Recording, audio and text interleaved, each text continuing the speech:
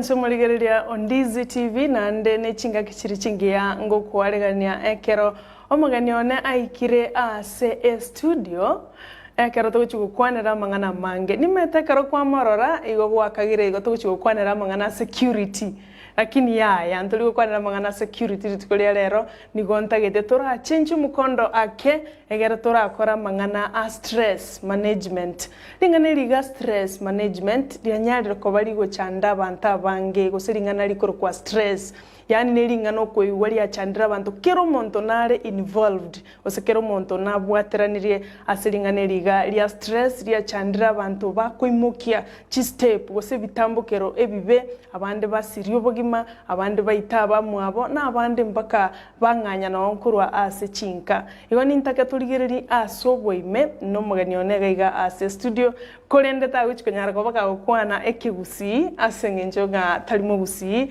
igo no moratu anchere tuburukanie geswahili egesongo ekigusii ngoma tebinde kemo gose bibere egere anyare ko baka gukwanira omwanchwa omurigereria igo ni gonde no mo bisoito omo county commander kurugega se county ya Kisii ngochiari kwemanyikaninga ereningo ekerto gochuguchaka enkwana yeito yerituko ria rero igo rero nabo ntaite turachencha amangana makeigo egere tukwanira amangana stress nerengana tuguchugukwanira serituko ria rero ria Jumanne asengencha banta bange mwamburi na gontebinga ntutagete tukwanirwe igoro yenganeye ande nkaranga mbuya emorigie egere nabwato bumanyi igoro ya mangana yo asengencha muntu tuli gukora gento kemo kwanya orore no ngokororeke na ndi gwakoreke na ndi gwakoreke igona ikiagera achirega ase studio gendra gotubwatia wetera sensemo ya Facebook tonyore buna Ndizi TV News Twitter tonyore buna @Ndizi TV News na YouTube no togotoka buna Ndizi TV News no togo stream live gali ya Facebook na YouTube igo karibu sana ekerongo chikumwarega nigiga se studio egera tumanye kogenderera karibu sana. Asante. Hapa ndio Ndizi TV. Naam. Utamu wa mukisi ama obwansu wa mugusii. Nimesoma.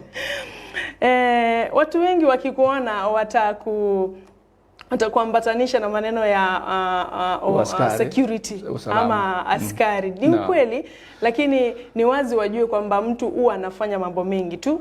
Sio lazima ukiona mtu akona ile title yake inaenda tu njia moja. Unaweza kuwa unajua mambo mengi tu sana. Na ndio maana uko ndani ya studio tuweze kuzungumzia maneno ya stress ama mafikirio ambayo imesumbua watu wengi. Sio Kisii peke yake bali ni Kenya mzima. Karibu sana ndani ya studio na ningependa kwanza kabisa ujulishe mtazamaji wangu majina na ndio tuanze kuendelea. Asante sana. Kwa majina naitwa Francis Kooli, ndiye county commander wa polisi wa county hii ya Kisii. Na mimi pia ni mwasilishi wa youth organization inaitwa Peace Ambassadors Integration Organization, na pia mimi I'm a goodwill ambassador for World Scouts Parliamentary Union of Kenya, a goodwill ambassador for mentorship and volunteerism. Thank you. Asante. Karibu sana. Asante. Una mambo mengi unafanya. Na mtu akikuangalia tu hivi anasema ni bwana komanda, lakini hajui kwamba unafanya mambo mengi tu sana. Siku ya leo tungependa kuacha maneno ya security kidogo. Wakati mwingine tutaweza kukuita studio zetu ndio tuangazie hiyo maneno. Mambo ya usalama. Mambo ya usalama ndio, lakini kwa sasa ningependa tuangalilie hili jambo stress management. Stress imekuwa ikisumbua watu wengi tu.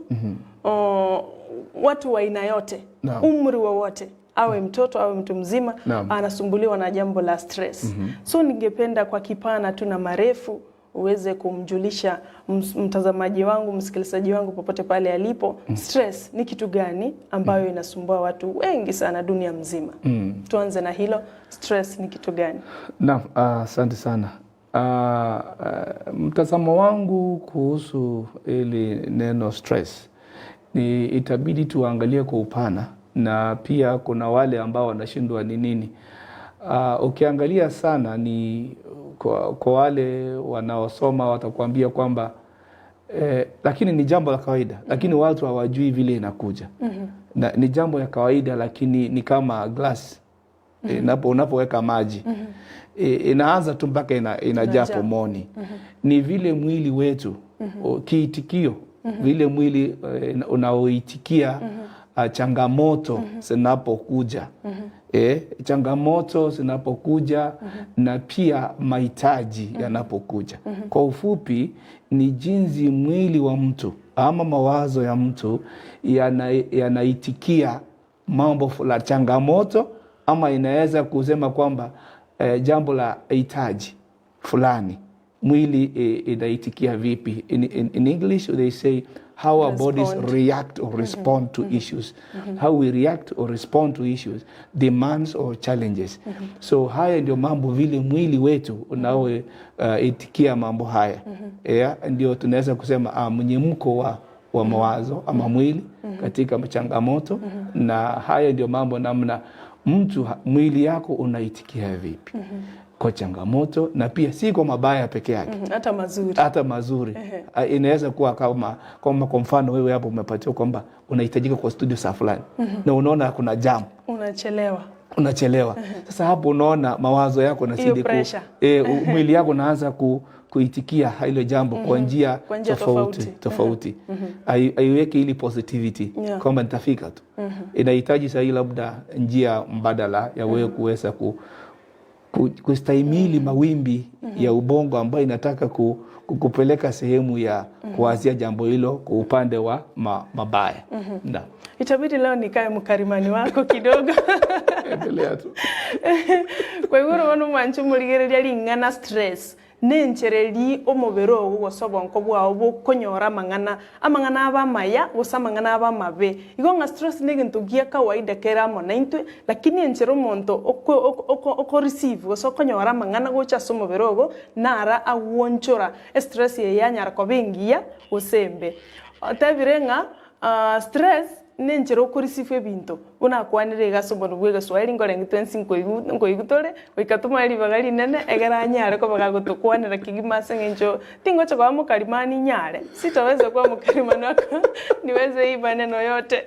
Naamini kila mkisia anaelewa Kiswahili na unakiweka kwa njia safi na rahisi sana ambayo kila mtu anaweza kusikia. Sasa tumemaliza kujua kwamba stress ni jambo ambalo ni la kawaida na itategemea jinsi mtu anavyo receive ama mtu anavyochukulia maneno yake. Ndio ikae stress mzuri ama stress mbaya. Tutajua kwamba kuna stress mzuri ama kuna stress mbaya baadaye. Lakini kwanza ni nini hasa husababisha stress nyingi kwa watu? Vile tulivyosema mwanzo ni kwamba inategemea na mtu vile anachukulia jambo hili na mwili wako utaitikia vipi. Unaona kwamba kuna jambo, kwa mfano swali lako li kwamba ni nini husababisha stress? Nini husababisha stress? Maisha ya binadamu ya kawaida, stress husababishwa na kitu moja inaitwa hitaji. Need. A need. You have a need for something. Hitaji lako ama hisia. Hitaji inaleta hisia. Yani feelings. Emotions. So wakati wewe unahitaji ya kupata mtoto kwa mfano, itaanza na ukachelewa. Ukaanza kuchelewa, nachukua peano tu mfano, ukaanza kuchelewa. Wenzako rika yako wameanza. Kuna fresh, kuna ile uzito umewekewa na mzee, nataka mtoto. Na wazazi wanataka uwe na mtoto. Mama yako anataka uwe na mtoto. Sasa wewe unaanza kuwa hitaji hilo itakupeleka kwamba hilo hitaji ndio inaleta hisia, feelings. Sasa ni mtu huyu anapoweka mawazo, hiyo msongo wa mawazo kila siku jambo hilo linaanza kujaa. So kwa hivyo inaenda na hitaji ya mtu. Ikiwa ni school fees kwa mfano, inahusiana na mambo ya pesa. Hiyo ni hitaji. Ikiwa itahusiana na jambo ambaye ni ya mapenzi. Mapenzi pia ni hitaji. Kwamba ninahitaji ya mtu kuwa karibu na mimi. Ninahitaji kupendwa. ninahitaji kupatiwa wakati, nahitaji kushughulikiwa kila mtu maisha mazuri. Hiyo katika ndoa, kwa mfano family. Kwa hivyo vitengo ya familia, kifedha na pia kikazi kwa wale wanafanya kazi. Kwa hivyo kazi yako si kama ile kazi ya kuandikwa peke yake. Ni kazi kama kwenda shamba, kulima, kufanya biashara, ile ni kazi. Kwa hivyo unaangalia katika vitengo tofauti, lakini kwa mambo haya yote ni mahitaji yanaleta haya mambo ya msongo wa mawazo. Naam. Mtu anaweza kushangaa na kusema, je, umaskini unaweza kunifanya mimi kushikwa na stress? Ukiangalia neno umaskini, ni nini iko nyuma? Ni hitaji ya nini? Ni hitaji tu, ni chakula, ni mavazi, nini, ili kumudu maisha ya kawaida. Kwa hivyo nyuma ya neno umaskini ni hitaji. I have a need for money, I have a need for finance, finance, I have a need for shelter, I have a need for food. Unaona, hitaji hizo zote. Iwe ni umaskini hata utajiri. Tajiri pia anahitaji ya usalama. Kwa hivyo kama hana usalama nasumbuliwa, pia anakuwa na stress. Kidogo niingia hapa nikuulize kwamba mimi ni tajiri, nina pesa, nina bibi mzuri, mwanaume mzuri, maisha yangu inakwenda sambamba. Mbona hii stress niko nayo? Mtoto anaweza kuingia kwa mihadarati kama mzazi enyewe.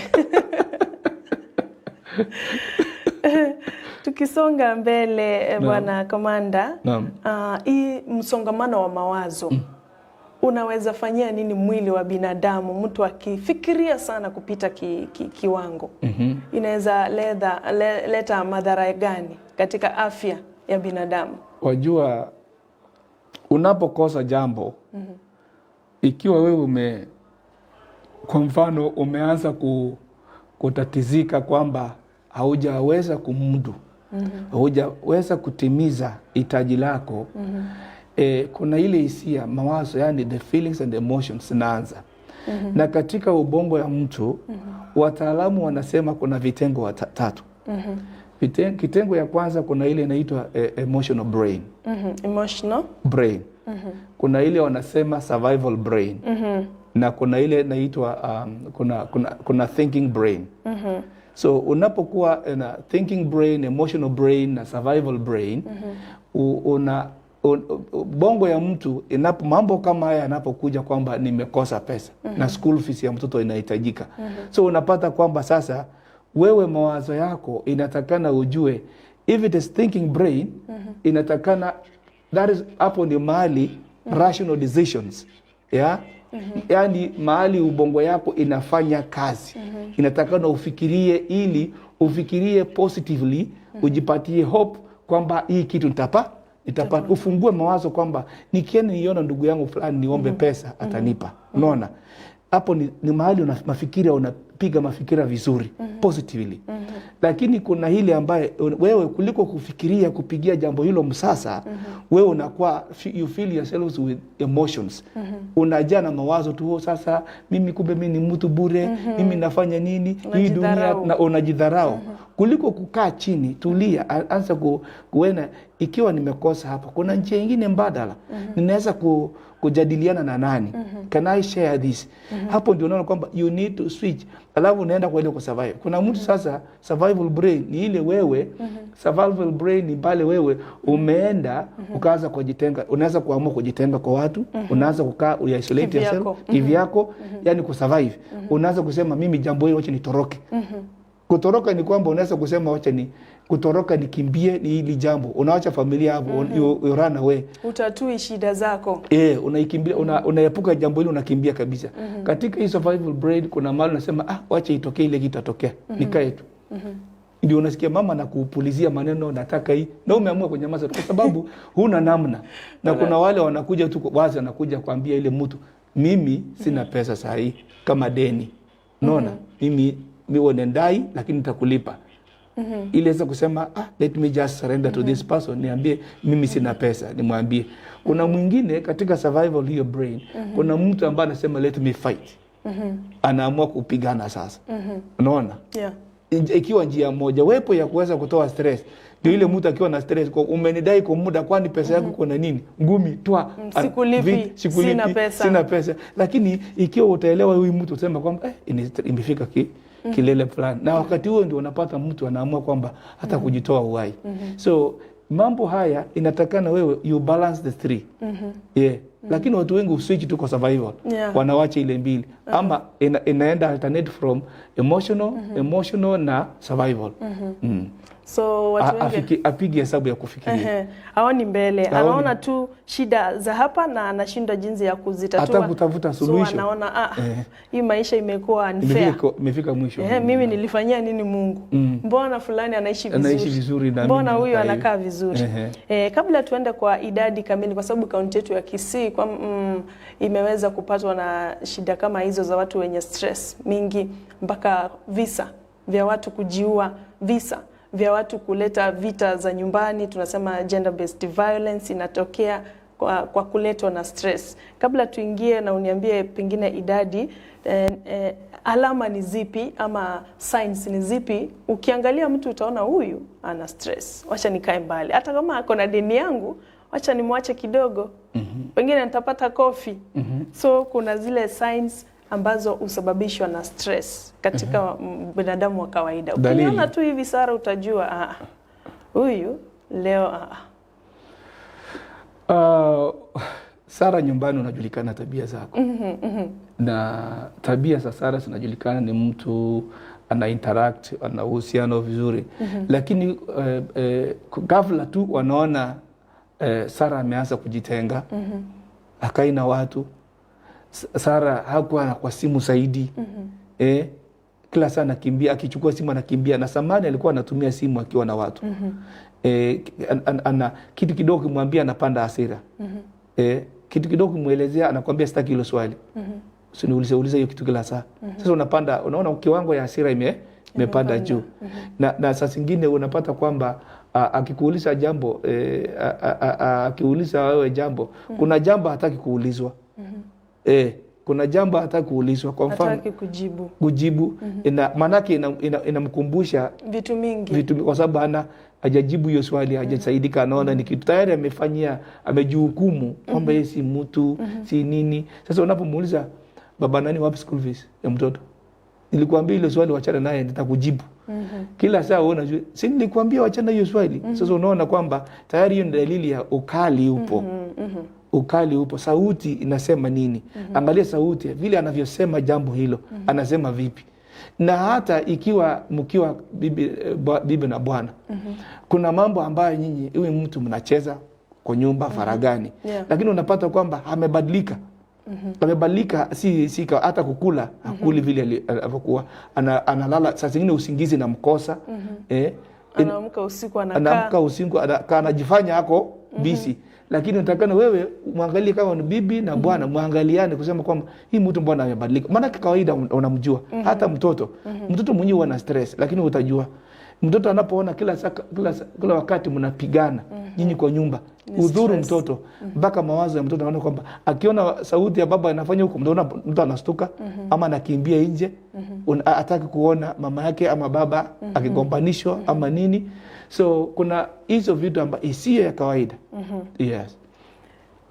Pengine dalili nyingine ni ipi? Mtu anaweza kushangaa aseme, je, unywaji wa pombe kuzidi kiasi inaweza kuwa ni dalili ya stress? Watu wengine huenda ujificha kwa mambo kama hayo ili akunywe mawazo haya, yani temporarily awe amesahau.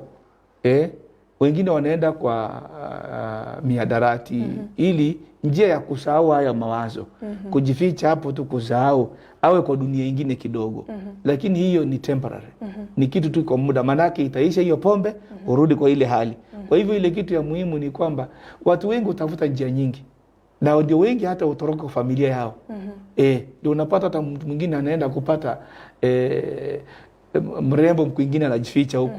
Yule amuulize school fees afanye nini, anamweka tu, anamudekeza tu, alafu kisha baadaye unaona kwamba hapo ndio kuna amani. Yani kutuliza tu kwa mawazo, kutuliza akili. Lakini wamama nyumbani anapo kasi anasema huyu alioa ni bwana yangu, kila siku ni kufulizia tu mama mzee maneno, mpaka mzee anatoroka kwanza, anaenda kujificha, anapata wale wanasema wale wa mshikaji. Mshikaji sasa anamdekeza kabisa, mpaka huyu nafikiria huyu jamaa ni tajiri, kumbe hana, kumbe tajiri akona akili tu, amekuja kujificha tu kwa muda ili aweze, lakini naye mama haelewi, naye hajajifungua. Ambie mama, tafadhali mimi niko na hii shida, sina hela, na hii tufanye namna gani? Unajua sisi wanaume unazidi kukaa naye, ukiona tu wewe hautuongei, lakini mama anatumia njia kila saa kuuliza, ndio anatoa hiyo stress, akiuliza hiyo swali. Lakini wengi hawajaelewa kwamba kwa nini wamama wanauliza sana. Hiyo ndio njia yao ya kutoa stress. Lakini sisi mna kimya tu, unataka kujimalizia peke yako. Unaambia mama, wewe acha mambo yako, lakini ujue anapona. Ni njia ya mama kupona katika hiyo stress kuliko kunyonga. Ndio unaona si wanaume ndio tunajinyonga zaidi. Unajinyonga zaidi. Na ni wanaume wenye umri mkubwa. Mtu amekomaa. Naam. Naam. Tutaweza kuendelea bwana komanda na mjadala wetu muda usiokuwa mrefu. Korendo mwanchu muligerire na bakugendera gutubwatia wetera sensema ya Facebook live una Ndizi TV News, Twitter @Ndizi TV News na YouTube no tole live una Ndizi TV News. Ekarotole no magani tugegase studio Francis Kooli oyoromo police commander se county ya Kisii to kwanera engana ya stress okwanere amangana mange kurende tigatoragenda somotima komokya to kuirana ngomanya tolenga inki county ya Kisii gose inki abo bisaba banyanyimbo bagenderete gukora amangana atari maronge stress yakogera usenge ntukieke gekogera gendera ko bayima ya Ndizi TV obwansu ubumo Gusii.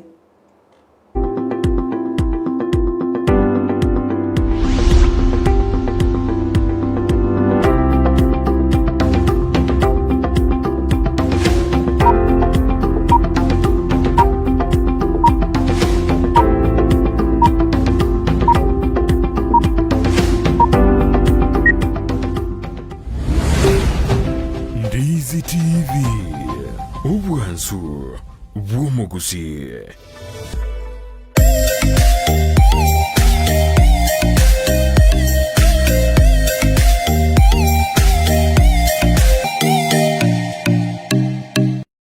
Mama, kwa nini wewe mgonjwa? Sijawahi kuona ukiwa vizuri.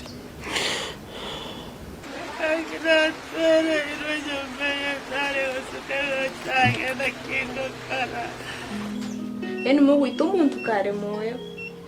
Iburi yayo nayo mami na ukwane rubona kikware nkuyigo. Ingise no metuntu wanchite mama. Tomana. Anya bantu banyangi. Omwana omunyaruka sabiri nigatigire sukuru iliyokurenda ngina umongina nyamusi uyorwarete gwetereria ise nigabeiro morebi natali kurinda familia ye sabiri nero tigirwe family iliyokonyerenda Orote nilifukuzwa shule, nimetuma vitabu za drawing. Walifukuza leo? Na nyinyi watoto wadogo mnafukuzwa? Wanafukuzwa kuna watoto wadogo mbona wako sana? Mimi asubuhi niambia niende kucheza.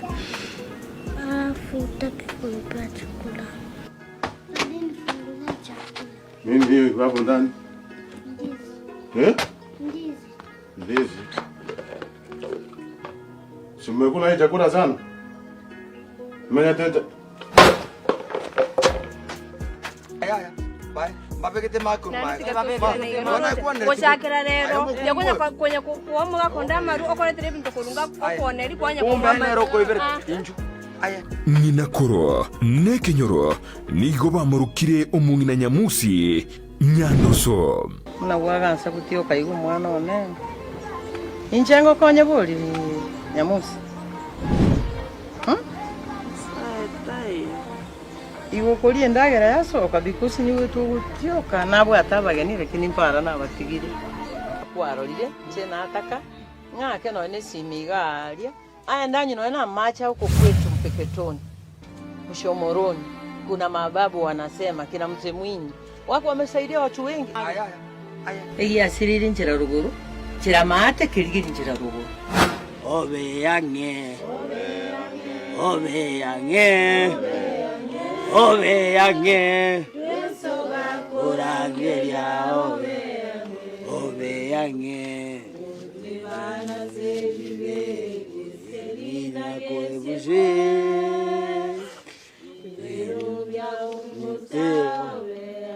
Yereria egosol yokwegia ya Nyandoso ime ya Ndizi TV kira rituko rya Jumatano chinsi ibere n'enusu cy'abutuko na boigo mwiroro rituko rya Jumapili muchekera chinsi 10 cha maragoba. Nyandoso ime ya Ndizi TV.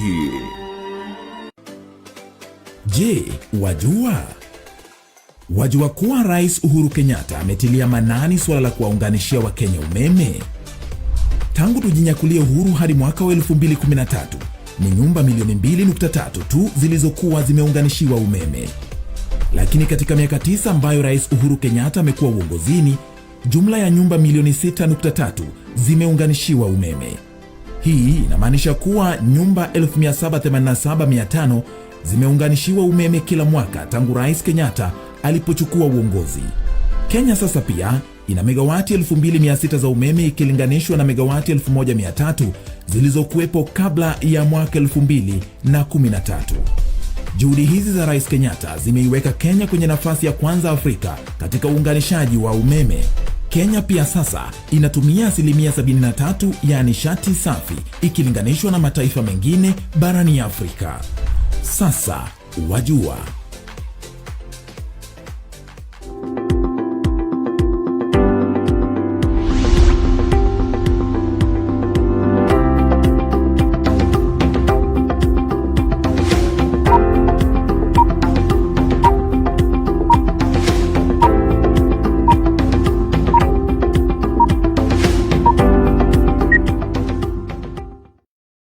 Endo muligereria Ndizi TV ekarotogenda tukonya gusanga ase studio no muganione omukomanda we county to ya Kisii Francis Kooli no tumabwata igase studio ekarakona gotwawa obosemia na obumanyi igoronga ringaneri ga stress ya nyariko bali guchanda abantu abange nsemo y'abanyanyimbo no mwananchi kawaida twensi ntokunire asenjere ya mogoseyende neringaneri ga ria stress igo bono gendera gutubwatya gwetera sensemo ya Facebook live no tuli na Ndizi TV News Twitter Ndizi TV News ose @Ndizi TV News na bayigo YouTube no tuli live buna Ndizi TV News kero kende no bwatali ibolyo no bwate comment ose no bwate kerengera likende gyonsi ye channel gochaga igase namba SMS ere ase TV yago gabo nande ninche kogesoma nyako bwate ibolyo liboli igoro yamangana a stress amangana security wase usalama twateba birabera kando kidogo ndochitomurangeri nande tumanye gukwanira engane yo korende tigatokwanira igoro ya stress. Bwana komanda, tumerudi tena awamu ya pili. No. Tulikuwa tunaongelelea signs ama zile vitu ambazo dalili ambazo utaona huyu mtu kweli ana stress na tumeziongelelea kwa kipana. Pengine ni vitu vipi ambazo tutafanya ili kuzuia dalili kama hizi za stress kuisha, ama tutafanya nini ili tupunguze kabisa? Haitaisha, lakini kuna vile tutafanya ili kupunguza mambo na stress. Naam, tutafanya nini ili tuweze kuzuia jambo hili? Lakini ni kwamba mpaka kuwe na wewe kuelewa hitaji yako ni nini. You must understand your need. Define it. Uelewe hali nilio mimi ni hali gani? Ni hitaji gani? Kama ni shule, school fees, kama kuna changamoto kwa ndoa, kama ni ndoa, uelewa kwamba kuna changamoto kwa ndoa. Chukua ni jambo la kawaida. Ndoa, huyu dada na wewe, kila mtu ana hitaji yake. ni hitaji ya huyu dada ieleweke ni nini, hitaji ya Kooli ieleweke ni nini. Tulete mahitaji yetu pamoja, tutafute suluhisho pamoja ili kila mtu anufaike. We should not be selfish. Kwa mfano unaweza kuwa kwamba huyu dada anahitaji kupatiwa ile inaitwa attention. Kienda nje anataka recognition. Watu watambue kwamba huyu ndio mke wake Francis. Hujakuwa mke wangu tafadhali. Huyu ndio mke wake Francis. Akienda pale anataka mbele ya warembo wote hajulikane. Wewe unatakana uelewe kwamba ukienda pale, do the introduction. This is my lovely wife. This is my, because that's her need.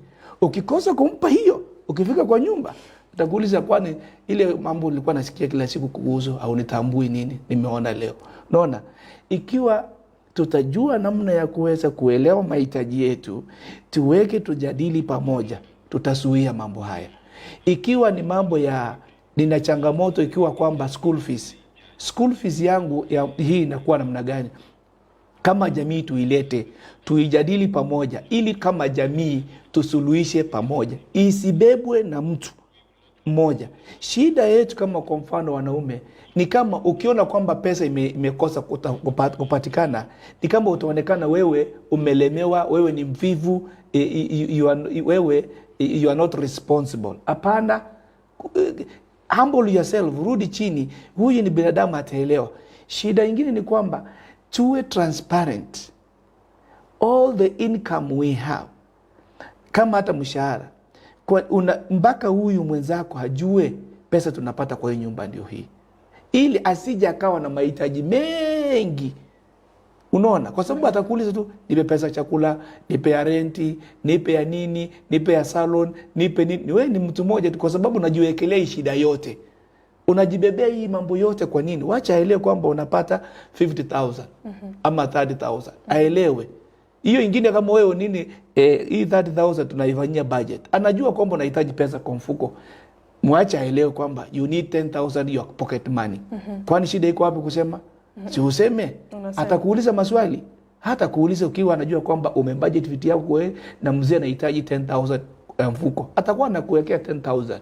Lakini shida ni kwamba ni sisi kutoena kwamba kutokuwa na nafasi ya kuweza kujadili mambo haya. Manake unapojadili haya mambo ndio unaanza unafanya ubongo wako kufanya kazi ili kutafuta suluhisho. Lakini mtu mmoja anapoendelea kufikiria jambo hili peke yake, kuna ile kusema kwamba ubongo uchoka, because there is no new thing that is coming. So ubongo inahitaji kwamba you start now exploring other options. The other option is opening up to somebody who will give you some alternatives. Lakini sasa unapata mtu anakaa naye, anakaa yeye ndio anajua, yeye ndio encyclopedia, yeye ndio computer, yeye ndio Google, kila kitu. No, open up. Huyo mama huyo ndugu huyo baba atakupatia mawazo kwamba ngoja kwanza, kuna mbuzi iko hapo kondoo, unaweza kuuza kwanza, lakini baadaye utarudisha. Kwa hivyo njia mbadala ya kuweza kufungua mawazo yako, kubali hali ulio wewe kwamba niko kwa hali hii, na unapokubali mambo haya, chukua hatua ya kuweza kujadili na mtu wa karibu ambao unamwamini kwamba hili ndi jambo niko naye, ili uweze. The problem is, shida ambayo binadamu wako nayo wengi, hawajaelewa kwamba hii ni dunia yangu. I am in my own world. I have to manage my world. Get rid of shame. Shame is temporary. Aibu ni ya saa hii. So hakuna. So, aibu si kitu ya kukusumbua. Mimi sina. So kwa hivyo ni kujikubali, na hapana angalia aibu. Ishi maisha yako. Hii ni dunia yako. Sara naishi dunia yake. Mimi naishi dunia yangu. Lakini tunaweza kuleta hii dunia pamoja. Kwa hii dunia niko na haya. Ili tuweze compatibility iwe. Kuingiana huku. Ndio tunataka. Wakati wewe kwa mfano unapokuja kununua nguo. Unapokuja kununua nguo, watu upiga bei. Sema niko na 100. Mwingine sema, mbona huna aibu wakati unajadili nguo dukani? Useme kwamba hii nguo unasema 3,000, I have 1,000.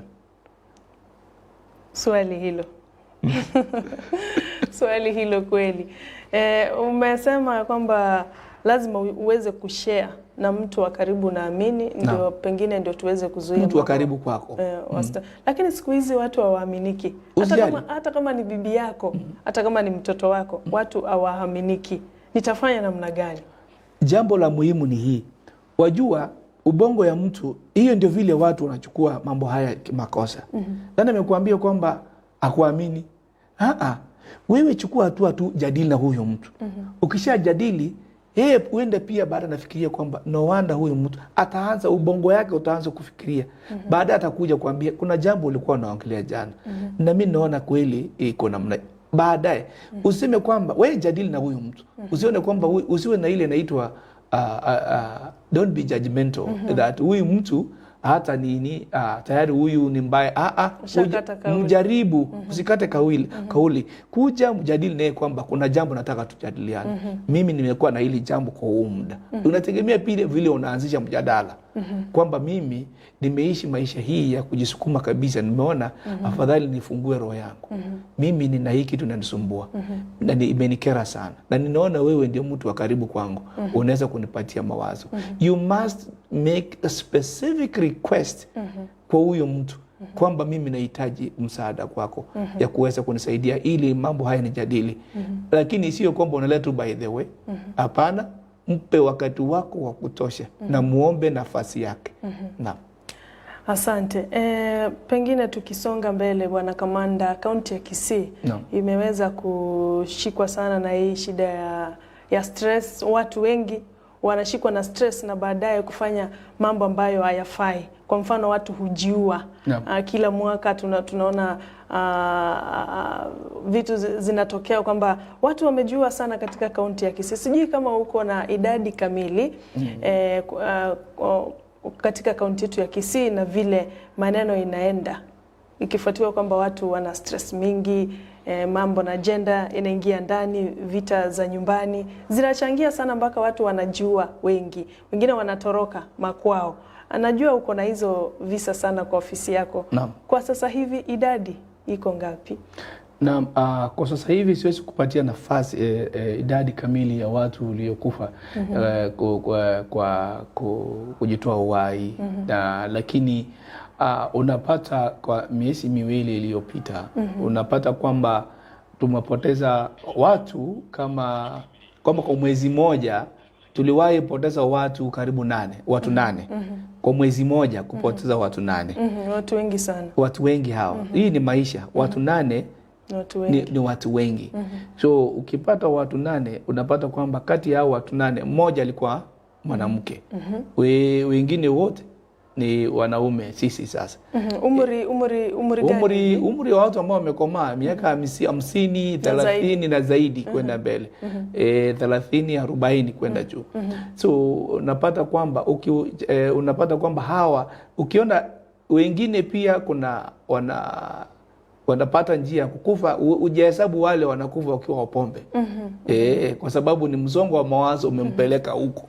Hujaweka hiyo, lakini unasema tu ni pombe imemuua. Lakini sisi tunajua kwamba ile kitu nimfanya akimbie huko ni hii msongo wa mawazo, stress, akakimbia huko. Kwa hivyo ni ule kwamba ni nini imemfanya huyu mtu akakuja kwa pombe, ni nini. Mwingine unapata kwamba kuna ndoa, ati kwa sababu mke wake amemfanya nini, amemwacha. Sana hapa ukisikia tu ndugu wangu hapa ati mke amemwacha, anaenda anajua anaenda kutoa uhai.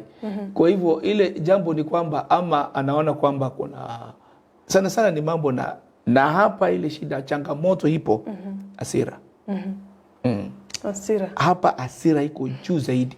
Nasema Mkisii ni hasira. Hasira ya Mkisii inamfanya kwamba jambo fulani naona tu fadhali nitoe uhai. Hiyo tu hasira. Hiyo hasira ikitibiwa wapunguze maneno ya kuja kama watu wengine. Mtu anapokuambia tu wewe ni mjinga, haimaanishi kwamba ametoa kitu kwako. Ni vile ubongo wako utaanza kutafsiri jambo hilo.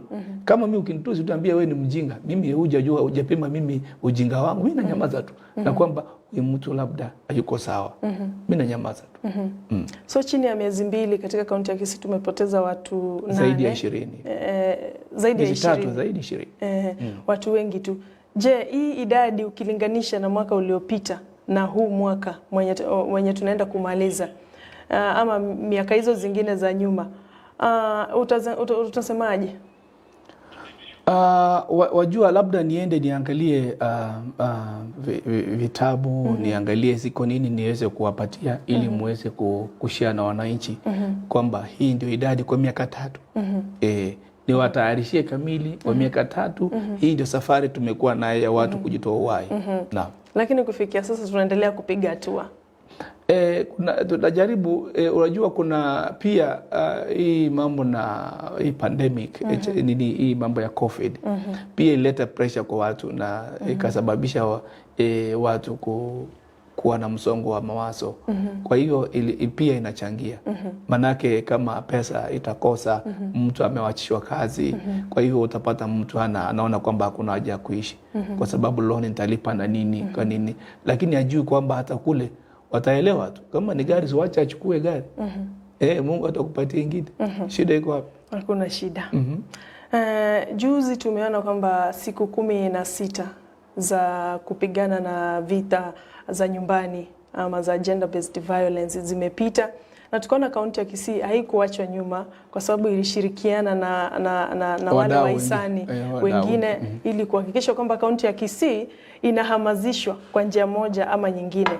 Najua kwamba wamama waliweza kujitokeza na kuweka malalamishi yao pale na mliweza kuwapata kwa wingi. Je, kati ya malalamishi ambao walileta yalikuwa ni gani na walihamazishwa kwa njia gani ili tuone kwamba ukweli siku 16 zimepita na wamama wameweza kusaidika kaunti ya Kisii? Wajua sisi kama watu ambao wanatekeleza sheria, kuona kwamba kuna watu wanaajibika kutekeleza sheria, wanatii sheria.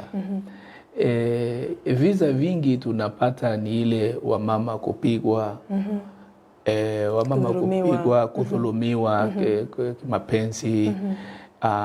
Na visa hivi huletwa na watu kutoelewa dunia ya wamama. Dunia ya wamama ni tofauti sana. Sana siku hizi unapata wamama wameanza kubadilika. Na wanaume hawajaelewa kwamba wamama wamebadilika. Wamama wanatafuta kazi, wanatafuta pesa siku hizi, wanatengeneza pesa yao. Kwa hivyo katika dunia ya saa hizi kuna mabadiliko kubwa sana kwa dunia yetu. Kila mtu anatafuta. Kila mtu anatafuta. So na pia unapomama kwamba pesa yangu ni hapana, utachezea pesa yangu. Kwa hivyo they have become more aggressive. Lakini wanapoona kwamba wamekuwa aggressive pia kwa kuuliza mambo. Si kama vile kitambo. Kwamba mbona hii? Zamani walikuwa wananyamaza tu. Lakini siku hizi wanasema mbona hili jambo, mbona hili jambo, mbona ile. So inapoona kwamba mambo haya yanapoulizwa, sisi hatujaelewa dunia hii ya wamama. Ili kuona kwamba dunia imebadilika. So to us ni kwamba sisi kama wale watu tumepatiwa nafasi ya kuweza kuhakikisha sheria inafuatwa. Sisi tumekuwa kwamba ile kesi yote ili kuzuia kesi yote ambayo inahusu wamama ambaye amedhulumiwa, sisi tunaipatia priority ili hakikisha kwamba watu wameheshimu, maana ni maisha ya mtu nalinda. Unapovuka mipaka ya kuguza mtu, kupiga mtu, tayari tunaona hiyo kwamba ni nafasi nzuri ya wewe kufundishwa sheria, kwamba uende kukutana na mkondo wa sheria. Kwa sababu hakuna mahali imeandikwa kwamba huyu mtu ulimuoa, she's not your slave. Na hata mimi mwanaume ambao napiga, I'm not your slave. Hata slave ana haki zake. Mimi kwa hivyo kwamba heshima iwe. Kama kuzulisha mambo si lazima tupigane. Kuna wakati hata watu wana kwamba ile mambo yetu ile ya watu wazima, ya watu wazima si lazima, kama mama anasema sitaki hii mchezo ichezwe. si lazima umlazimishe. Ukienda zaidi hapo utakuwa umefanya makosa. It's an offense. Akisema mimi siko tayari na hii ngoma hii tucheze, wachana naye. Manake inatakana haya mambo mtu anapotulia kwamba mwenyewe kwa hiari yake au na nafasi ya kukubali mchezo huu uchezo. Yeah? Na hata wewe usilazimishe huyu ndugu. Inataka manake tuleta mzongo wa mawazo. Na hata cheza mchezo vizuri kwa sababu ikiwa mzongo wa mawazo tayari huyu mtu ametoka. Kwa hivyo ile kitu ya muhimu ni kwamba sisi tunaangazia utaratibu wa kufuata sheria. Ikiwa mtu ataguza mtu mwenzake atapiga, iwe mama apige mama, mzee apige mama, sisi tutahakikisha kwamba huyo mtu amefuata mkondo wa sheria. Najua kwamba wewe ni ambassador mkubwa sana kwa kutetea watoto wasichana sana sana katika maneno ya FGM. Hiyo umekataa kabisa. Nakumbuka siku za nyuma ulikuwa katika shule ya wasichana ya Kereri ambapo wasichana wadogo walikuwa na graduate na kupewa certificate ama vyeti za kuonyesha kwamba wamesonga kiwango katika maisha yao, like ile process ya kutahiri. Lakini sasa hapa walipewa vyeti. Ulikaa mkali ukasema kwamba mimi Kooli Francis sitakubali maneno katika hii county ya Kisii yenye nasimamia. Yoyote atakayepatikana akimnyanyasa mtoto msichana ataona mkono wa sheria. Chamtemakuni. Ataona chamtemakuni vizuri kwa kunikumbusha. Je, kufikia saa hizi visa vya utoaji tohara kwa wasichana inaendeleaje? Wameenda chini kwa sababu wamejificha. Manake wamejua kwamba kuna wale wananchi wa kawaida ambaye kuna watu ambao tayari wameingia kutetea haki za mtoto msichana ili kuona kwamba tohara haipaswi tohara kwa watoto. Kwa sababu ni kinyume na mtoto huyu. Manake ukiwa mzazi unahitajika tu ile wanasema kwa kimombo to provide guidance. Ili ahitimu miaka 18 ili ya mtoto huyu kufanya uamuzi wake mwenyewe. Sasa si wewe kuja kufanyia huyu mtu dhuluma hizi, na tumesema kisheria ni makosa. Kama polisi tumeambiwa kwamba FGM is an offense. Kwa hivyo sisi tunahakikisha kwamba haki za huyu imetunzwa. Sasa katika polisi tu hiyo tu ndio sisi tuko naye. Those are the limitations we have. Kwamba the law says this is an offense, na sisi ni mwananchi kupitia kwa mbunge alienda kwa bunge akasema hii mambo ni makosa. Sasa wanaporudishia sisi tunahakikisha kwamba yamefuatwa. Ni kuhakikisha kwamba sheria zote zimefuatwa. Zote za afya, za agriculture, za nini. Sisi ndio wale tunahakikisha ukifanya kuna zingine tunapuuza, tunanyamaza tu. Tunaangalia tu. Ili sema sasa hata hii unaonya mtu aende. Kuna wale ambao kwa mfano wanakuja tu kujisaidia hadharani. Unajua ni makosa kiafya katika sheria za afya. Ni makosa. Unapata tu mtu anaenda tu hapa hadharani. Lakini ni watu hawajui kwa sababu hawana ile information. Lakini ukishika mtu, mimi sasa nilikuwa najisaidia tu, sijui nini. Sasa unaona hiyo ni sisi tunanyamaza, tunaambia, tunakuonya na kuambia tafuta mahali faragani pale kuna sehemu imetengwa ili uende ujisaidie pale. Naam. Mwancho muligereria igotogenderete ko bano mo county commander igase studio egaruto kunyo kwanere ngana ya stress nige kwirire binte binge ige byonse to kwana nigo bire under stress ekero toko enderete iga no mjadala oito na bogo tobwate gwetera sensemo ya Facebook, Twitter na YouTube na otole galia egero nyale kubwata enkwana etoli tukolia lero no mo ogeni oito gaiga ase studio.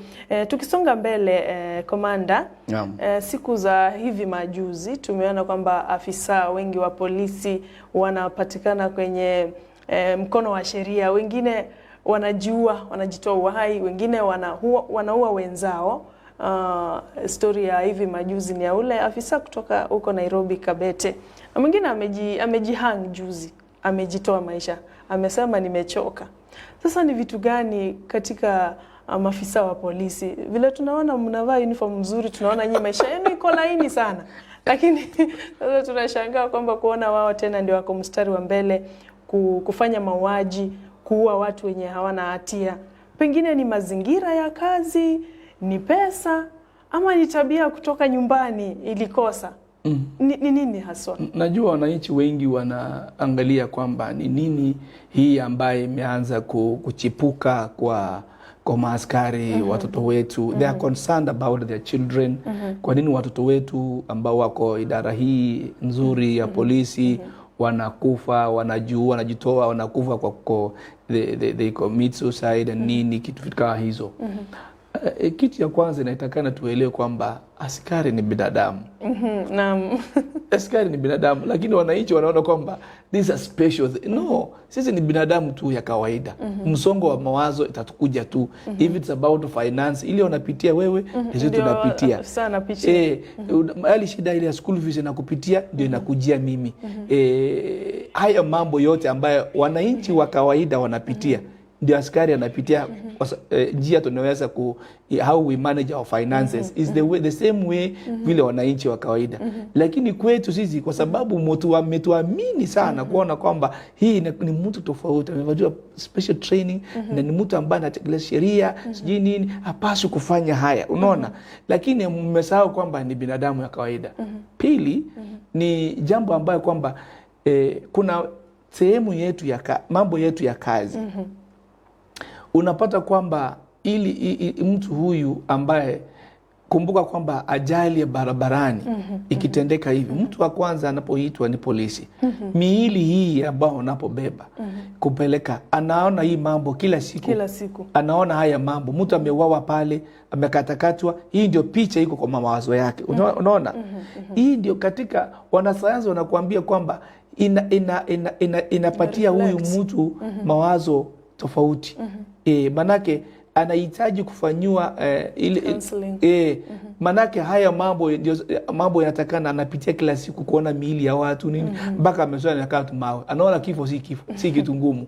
Unaona? Ameona kumbe kifo si kitu rahisi. Ubinadamu umeanza kumtoka kidogo. Anaona kwamba it's normal for somebody, like kumbe people die because we are prepared actually, like anytime, because you respond. Wakati unaniita mimi naenda kurespond to issues. Kwa watu wanapigana mimi naenda kwa niaba yako. Kwa hivyo we are prepared. Lakini nayo unapata kwamba hii ambaye inamzonga polepole. Kwa hivyo kazi, kuna vitu yanaona kazini ambaye pia inamuaffect. Hii binadamu naitwa polisi. Kama wewe tu unapoona kwamba unaona watu wengi kwenye matanga wanalia. Kwa nini wanalia? Wanalia kwa sababu wamepoteza wapendo wao, na ni kawaida kwamba mtu lazima lakini unapata huyu polisi anaangalia tu. Ambaye angelia ungepungua hii stress. Lakini ananyamaza tu. Ananyamaza tu, inamzonga tu pole. Kwa hivyo ni binadamu ambaye ni mvumilivu zaidi. Hajapata ile uaskari. Pia kuna wengi ambao watakana wachukulie hii process kwamba it is good to share, kwa sababu hawa wanakaa nayo sana. Kwa sababu wanaona kwamba nikienda kutafuta labda kushare hii maneno, wanasema askari naye anakuaga na hii stress. Unaona hiyo? Mtu mwenye vile amefikiria kwamba if I share that shame of being askari, then you will have degrading yourself.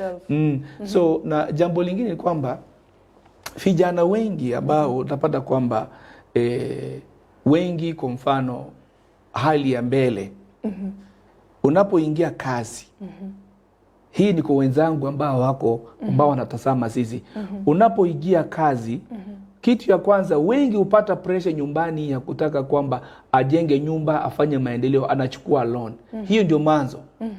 Unapochukua loan unakaa karibu miaka 5, 6 na pressure inakuja, usomeshe huyu, ufanye nini, na pesa yako haitoshi kumudu maisha ya kila mtu.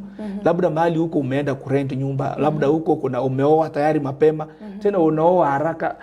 Bibi ni kama loan, unaona, ni kama ulochukua loan 5 years ukaoa mwanamke, ni kama tena hiyo tayari, hiyo ni dunia nyingine, kwa hivyo ambayo ina mahitaji yake. Kwa hivyo hii dunia, kama utachukua kwamba umechukua loan, basi usioe kwanza, usubiri.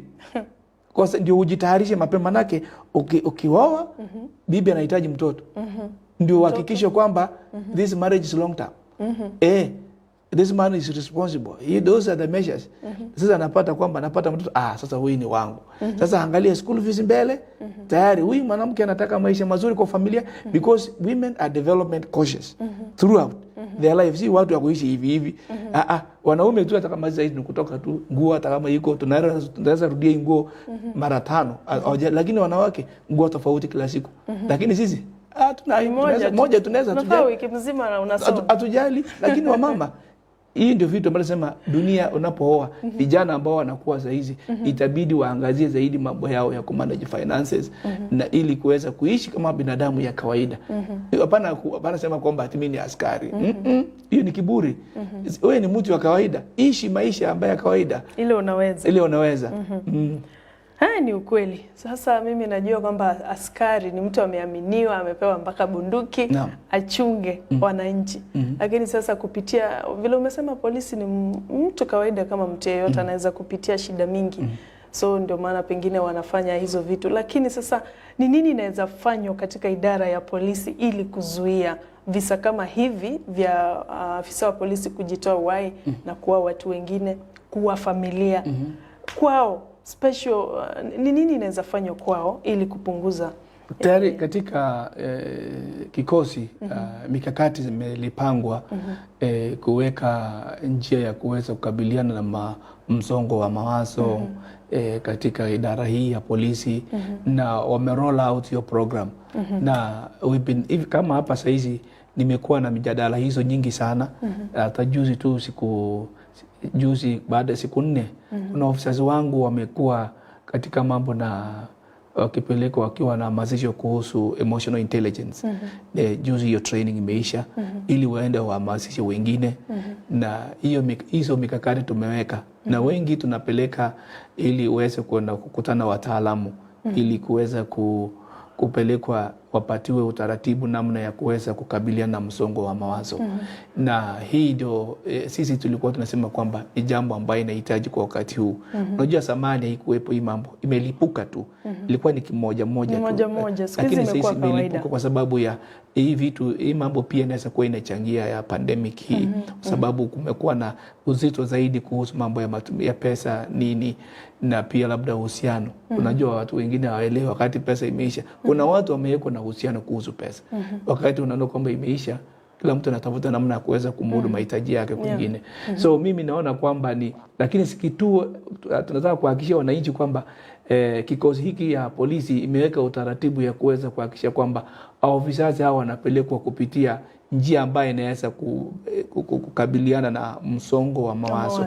Na kwa viongozi pia ambao wako na hao watu tumeambia kwamba mjue namna ya kuweza kuwasaidia maafisa wenu waweze kufunguka, to free their minds, to come and talk, to open up to them, open doors for them, because if you don't open doors for them then watachukua mambo yao wapi? Uwe mzazi, wakaribishe, wasikize, because it's healing. Peke yako kukaa hapa na kusikiza mtu akiongea pia inasemekana kwamba umpe nafasi aongee. Wewe msikize. Hata mtoto wako anapokuja, mami hii, mami that, bla bla, ukimwambia, ukimsukuma huyo mtoto ona brush off hiyo mambo, mtoto ataenda kuwa na msongo wa mawazo. Msikize mtoto huyo anasema nini. Labda anasema nimesikiza, tutaona njia ya kukabiliana nayo. Naam. Asante sana Bwana Komanda. Watu naona wanatuandikia hapa katika kupitia njia ya SMS yenye iko kwa TV yako, yani nambe yuera se TV yao gabu na bako andra gututumira karangara kia ugose libolio.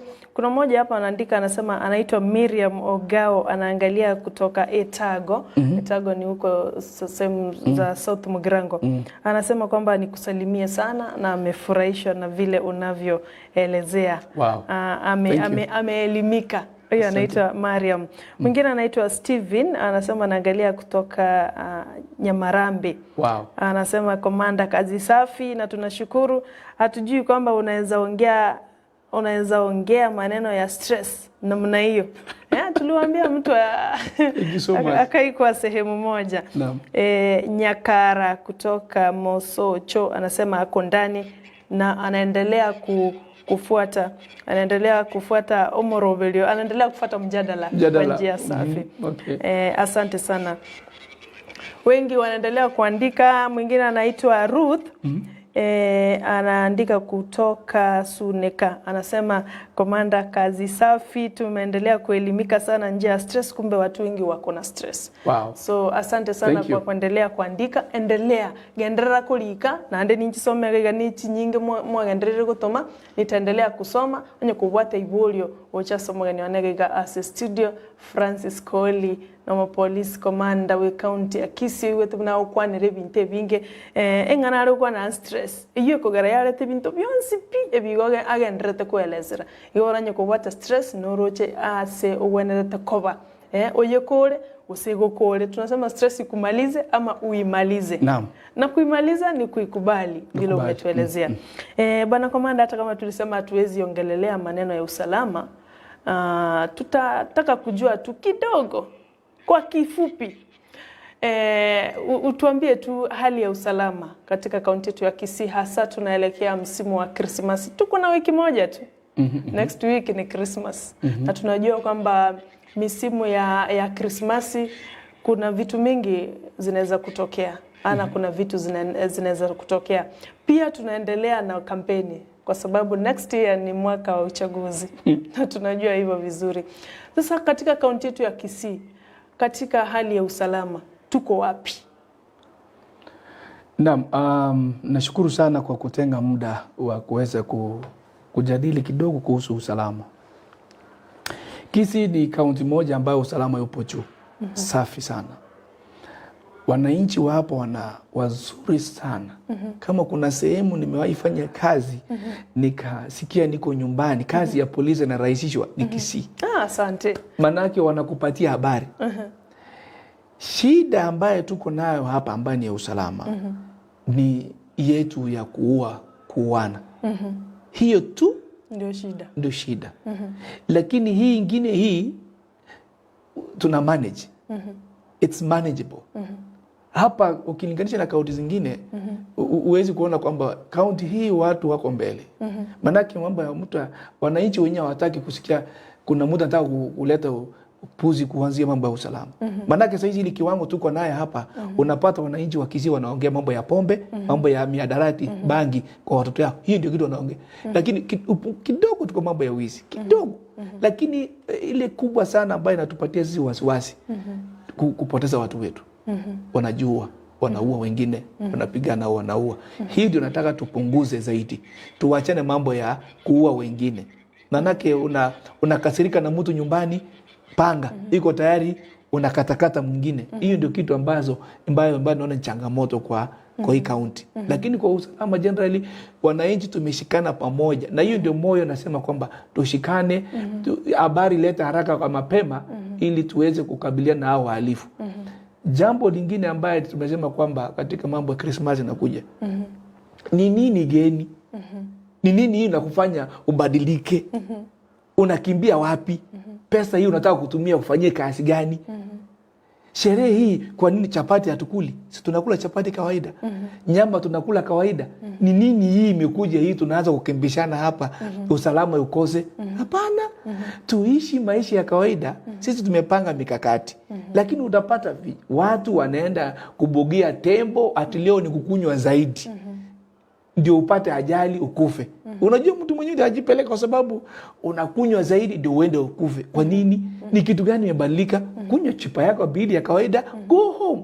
It is time we unite, we sit as a family. Ni wakati ya kureflect. Tumefanya nini mwaka huu wote kama familia? Sio wakati umekuja hapa tukupoteza kwa sababu ya umekimbia ulevi. Mikakati ya nyumbani kidogo ni hii. Ni wakati wale wamekuja kutoka Nairobi, wamekuja kutoka wapi ng'ambo, kuja hapa Christmas nyumbani. Ni wakati ya kuulizana maswali, unaendelea aje? Ni wapi tutakusaidia? Tufanye nini? Ili tukitoka hapo tuweze kusaidia huyo mtu. Solution imepatikana namna ya kusaidia huyu apate kitu ya kuweza kujimudu naye kwa maisha, ili tusupport huyu shule, tufanye hivi. Hii ndio wakati wetu. Kama if we are to celebrate the birth of Jesus, it is on issues of supporting each other, on inquiring how they have been faring on. Unaona, nimeishi namna hii, nashukuru Mungu. You are coming to give feedback to the family. Mimi siko sawa. Nimekuja tu mjue siko sawa. Kama kuna solution itapatikana, ifaidike. Si kuja tena kuleta kuongeza hasara. Kwenda ile pesa umekuja naye ni kukunywa na kuja pale kununua siji gharama nyingi na unaanza kuleta hasara nyumbani. Minimize expenses. Hivyo mambo ya usalama kaunti ya Kisii tuko mbele. Tuko sawa. ni mambo ya kuana na wizi kidogo kidogo, lakini kulikuwa na ile wizi wa mifugo katika mpaka wa Transmara Sabani kitambo kidogo, lakini kuna ile imekuwa kwa, lakini tumerecover. Wananchi wametusaidia tuna recover. Kwa hivyo ndio hiyo nilikuwa nauliza, hiyo mipaka wizi wa ng'ombe hivi wa Kisii sijui na jamii nyingine. So what is the state? Saizi hapana. Saizi hakuna, ni zetu tu za ndani. Okay. Hivyo huko kwa majirani huko si hatuna. Unajua mimi nimefanya kazi upande ile kitambo. That's why you see I crossed one time. Nikaenda nikakombolea wananchi wa mama wale widows. Nikakombolea wa shamba upande ile ili kuweka wao pamoja. Nilienda kwa Maasai nikawakombolea shamba kutumia pesa za serikali ili waweze kuweka ile relationship yao waanze kuishi pamoja. Lakini wizi ulikuwa ndani, haikuwa ile ambaye ningeleta tunamulika sana ambaye italeta uhusiano kati ya jamii. Ni hatua mzuri na tunakupatia sifa. Tusisahau kwamba hata kama usalama umesema uko vizuri katika kaunti yetu ya Kisii, hivi majuzi wiki 2-3 zilizopita tuliona kwamba kuna wamama wenye waliweza kuchoma moto kwa kukisiwa kwamba ni wachawi ama kudhaniwa kwamba ni wachawi, na tukaona kweli walikufa, na tukaona wale walifanya hiyo maneno wako katika stesheni ya polisi.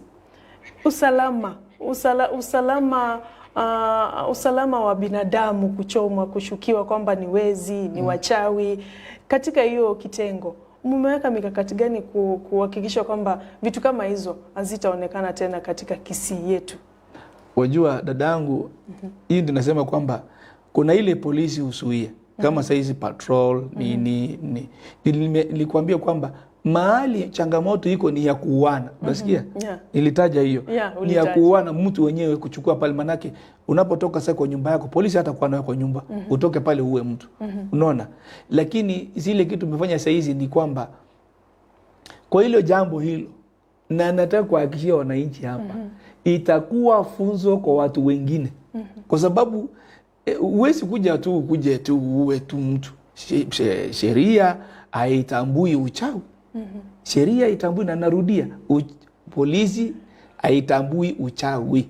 Inaangalia ufunjaji wa sheria. Kwa hivyo ikiwa hata SMS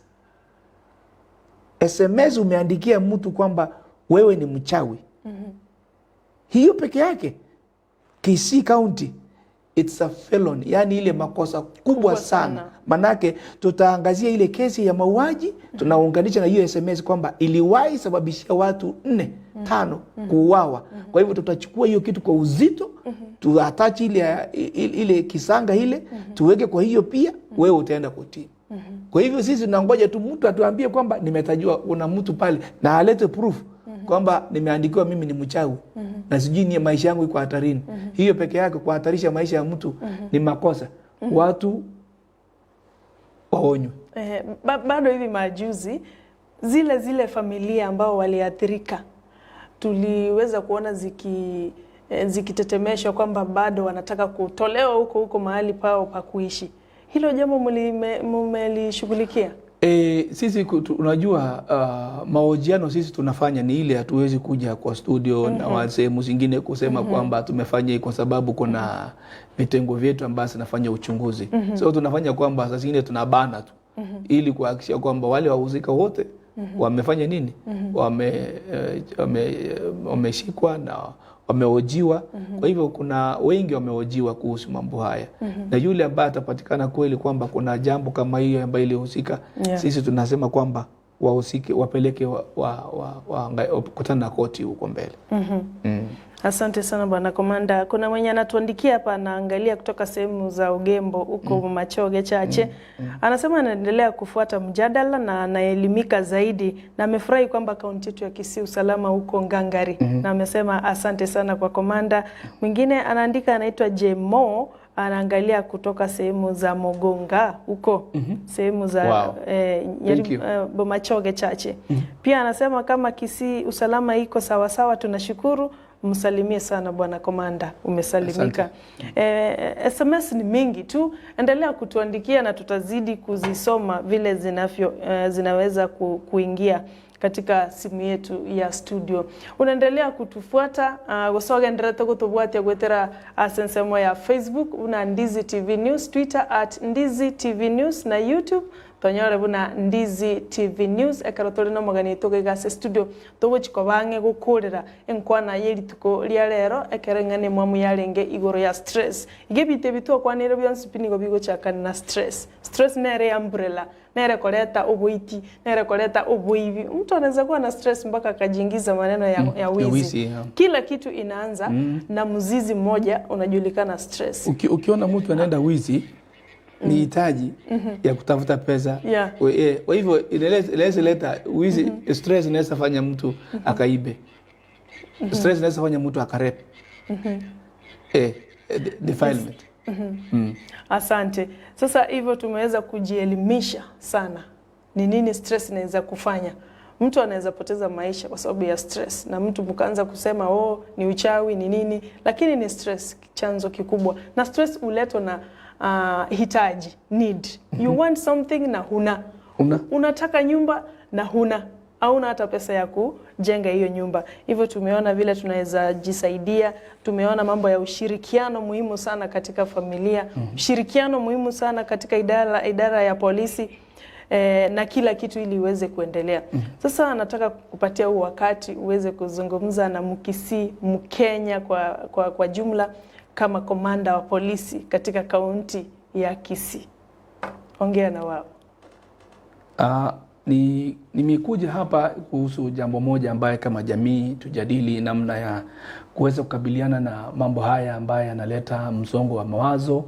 Na kama mkuu wa polisi katika kaunti hii nzuri ninayoipenda mimi, ningependa kusema mambo haya ni kwamba maisha ya mtu, Mungu anapoumba mtu, we come to this world as an empty vessel. Yani hakuna kitu tumekuja nayo. Ni sisi tumeanza kupanda mambo mazuri na mabaya katika ubongo zetu. Na ni sisi tu kujipa wakati. Na zungumzia kwa sababu mimi kama polisi naangalia ni nini nadhuru maisha na mali ya watu. Mambo haya mawili ndio mimi naangazia. Kama hiyo stress ikaleta shida, ni sisi kuja kama jamii tuanze kufungua mioyo yetu, mikakati tuweke ili tuweze kujadili mambo haya pamoja, na irahisishie sisi kazi polisi. Si kazi ya polisi kuja kuchukua kuokota miili kila siku. Tuweni binadamu kuchunga wenzetu. What I like in this community is they protect each other. But you don't protect others when you don't protect your own. Your own is wewe hata wewe mwenyewe binafsi. Ikiwa wewe mwenyewe hujajitunza, je, utatunza maisha ya mtu mwingine? Mimi ningependa kuambia wananchi wa hapa tushikane pamoja, tuchunge maisha ya wenzetu, tujitunze, na kama hatuna, tukubali hatuna. Tutafute kwa utaratibu. Take time, be patient, na tafuta jadili mambo haya. Mungu atafungua njia. Lakini usikue na pressure kutoka nje. Kijana nani amenunua gari, kijana nani amenunua shamba, kijana nani anavaa vizuri. Don't compete. Dunia hii atu-compete. Mimi vile unaona hivi ndio nifike na hito police county commander. Wewe unajua nimewahi ku-offload lori ya cement. I have been offloading that for many years there, nikitafuta njia zangu. Na nikaenda hata nikachungia mtu ng'ombe, nikitafuta school fees, nikitafuta namna ya kuimudu. I was patient with my life. Na nilipoingia idara hii nilijua kuna changamoto, kwa sababu mimi naye nilikuwa najua bibi na watoto nimewaacha mbali. Mimi sijai kujua what love was.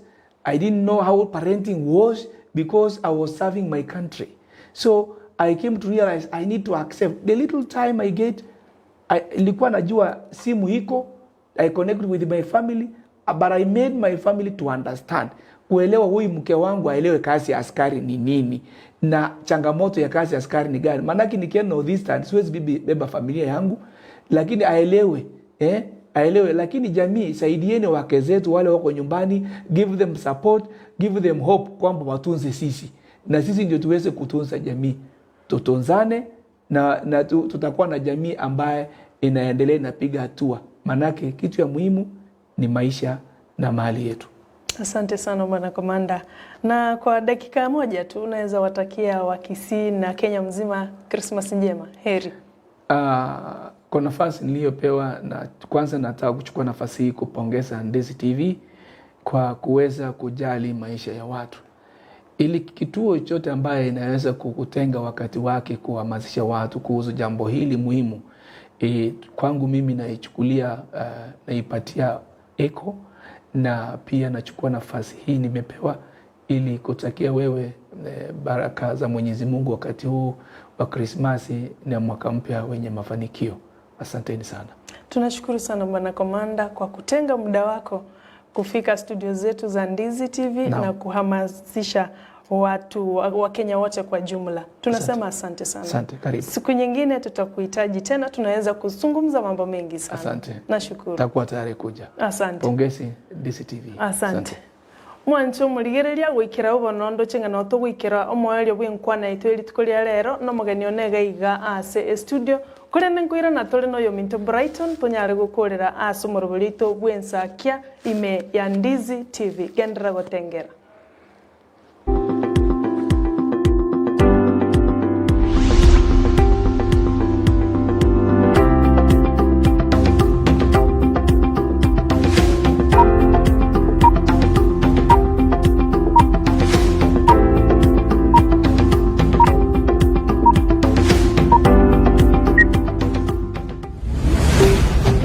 Ndizi TV, ubwansu bw'omugusi. Ndizi TV, ubwansu bw'omugusi nigo bono yakunikirundekerene negokorera chibiche chinkia naboigo chinkeno nukukigima nabogotonyora asoro gonkorbogusi neji kaunti chito etanaine buna kaunti ya Kisii, Nyamira, Homa Bay, Bomet, Kisumu, Migori nechisemo chinde chinyinge nigo gotonyora asite kode ya Star Times channel 195, Go TV channel 824 na free to air decoders, digital TV na smart TVs. Scania TV yao na boigo ontore irio yao igoiko yenyore. Ndizi TV nigo tore nekirenga ekigo korentera emerunge chinka kichonsi. Ndizi TV obwensu bw'omugusi. Eduka ye supermarket ya Gadmart iyuyo igurwa bwanko higa imiyo muchukisi nigebwa tobokorori bwebirenko bigoromono nabo igogo twari ibintu byonsi biryoraganie insiye kiramekemo nigo bakohonia chindagira chugutumeka jikoni buno busiye bwogorwa bukma bujubwa mandase amaguta yugo karangira chinyene esukari echumvi chisabuni chimete omo nibinde binge boigo mbobwete bakery yokoro isimigati ijere muriro nebinde binge buna chijiwel nechinsa chukobeka koboko mbobwate customer care center yekerengo kigoro asoko nyorobo koreli obosira kegima okobugorigwe mesiyo yao gwika asogo chiko yebuguria agibwe komonyene boigo onye kobwate libolio nabukugenda gwika se desk yabo ya complaints naborobwo niko barakurigerie omochando oborendi nigo bobikiri kurwa gesiri ekero goswaroro naboigo mbobwate asukwege kigari yao ekero so iseduke iyo iliyo konyoro bukoreri bwabo batarire aseduke iyo erimi y'umuchukisi angeni chiabisi cha Guardian iliyo nyoro bukoreri obusera Gadmart supermarket ebintu byonsi insiye kiramekemo namagurianse.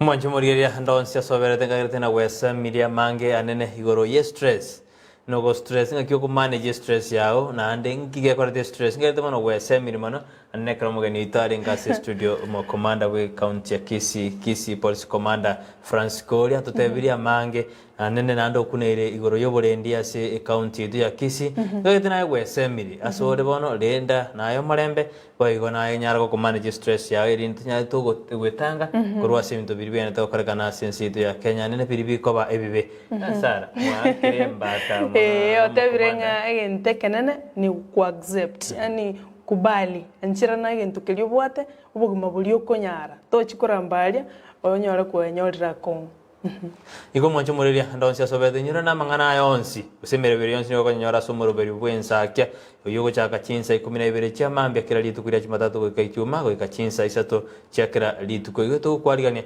unatonyora ne litu ko liankyo anne ka tuju kwanira igoro yechisemi ime yarongoro itura kusi amo ne sengi menyorana ande mambi to twaro magania se studio ka tuju kwanira chisemi cheito akitoko beke meroberi eranyare ko kene chisemi cheito korende amangana ntara ko chikoendera se studio jido litu ko lero nyora mangana maina roro ko chakira chinsa isano ibere chambaso ko ikachinsa kia chinsa isato chabotuko otosuka kabamo na intu ibuna botambe ndoke Brighton Kooli tumera na endeli tukolia ankyo imeyo morobele bwensa kia asemesa yensa kia nchini gonkoro kwa Sara Nyarangi on Twitter.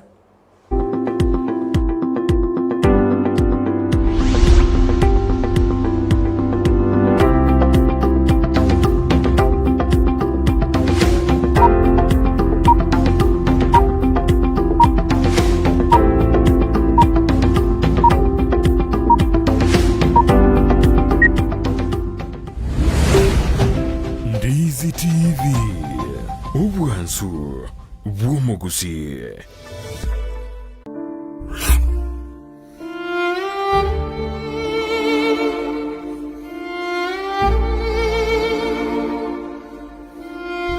Asubugima bw'omuntu namange agwetera n'obusyo bwaye nigo bobisete amange aigiyatanya gotebya undi bwensi nabo igabeire gakoma umuchando chinga kichintambe Sara Nyarangi ontita niga gwashorerie alia abantu basangire nere kurwa chinkoro cyabo na kurvugo segeta gochia sebali bande bagendrete ko yaitera buna nkoikaro mwalio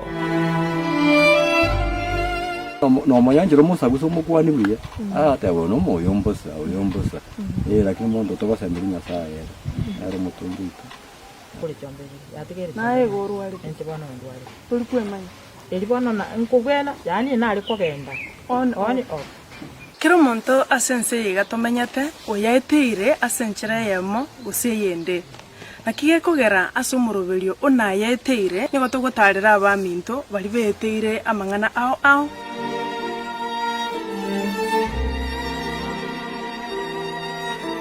nayaiteire Jumanne botuko enseye munini su ya maragoba nabo igo mwiroro ritukure Jumatano chinsa isano